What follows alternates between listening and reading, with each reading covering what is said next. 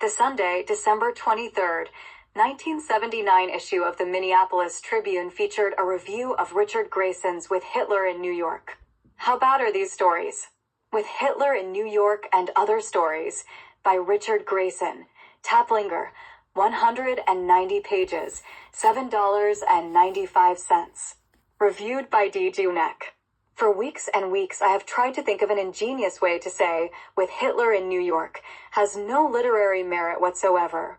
Inferior quality, unfortunately, does not inspire ingenuity. To put it bluntly, this is the worst book I have read in my life. Richard Grayson's anthology of short stories is unbelievably bad. How bad is it? Well, after a writer reviews his chosen book, he gets to keep it. I am not keeping this one. I want to give it to someone I really despise. If that sounds harsh, then consider this. The author himself refuses to accept responsibility for writing these stories. Grayson blames their existence on the anarchists' bomb that killed Tsar Alexander II in Petersburg in 1881, which led to Russian pogroms and to the anti-Semitic May laws of 1881. These events, he says, eventually led to his presence in this country as a writer. He also advises readers to address negative criticism to the anarchist who planted the bomb, not him. How fortunate for him and his mailman. Grayson's stories have no real plot, no meaningful action, no memorable characters. They do little more than exist.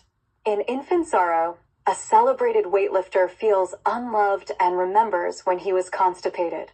In Notes Toward a Story for Uncle Irving, the author begins a tribute to his uncle, then ends with, "And it's a shame on you, Uncle Irving, you ignorant, boastful, cowardly, neurotic, foolish old man." In Princess from the Land of Porcelain, a married woman finally finds contentment in her dreams as a lesbian. In The Mother in My Bedroom, a mother who once hid under her son's bed as he entertained various lovers must spend the rest of her life in her son's bedroom. And in With Hitler in New York, Hitler returns to America to smoke joints, watch television, and eat at McDonald's. The remaining 22 stories, sometimes confusing, usually boring, and always absurd, impart nothing of any significance to the reader. Grayson writes about meaningless lives, meaningless actions, trying to uncover something meaningful. He never does. He only shows that those who embrace the monotony of existence become monotonous figures. Even his better stories, Chief Justice Burger, Teen Idol, and Classified Personal, are not, in fact, short stories.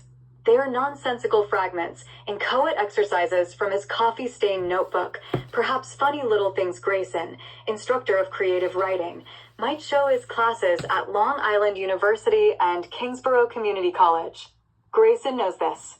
He also knows that his other works, those which most resemble short stories, are decidedly fifth-rate. In A Thousand Other Worlds, Grayson, the protagonist, writes a short story of the same name that literally comes to life. The story, a touchy thing on a low cholesterol diet, sees a Truffaut double bill at the Carnegie Hall Cinema with its author, then demands to be sent to the New Yorker. Grayson obliges. The story is rejected. The following week, he takes it to the Bread Loaf Writers Conference where John Gardner criticizes it. To me, it's just nonsense. And it's not only nonsense, it's immoral. So the story bites him in the leg. So Grayson realizes his anthology is a cornucopia of crap, but would rather laugh about it. He would rather write another silly little story that parodies his own work than accept the responsibility of working harder to express meaningful ideas written in traditional literary form. Gardner was right. This nonsense exemplifies stream of consciousness with no conscience. Call it avant-garde departure from traditional literary structure. Call it playful exercise with traditional literary form. But do not call such nonsense literature, for such literature makes Betty and Veronica a selection in the Classics Club. And now, I must find someone I really despise. D. Junek, a journalism graduate, is currently working for Northwestern Bell.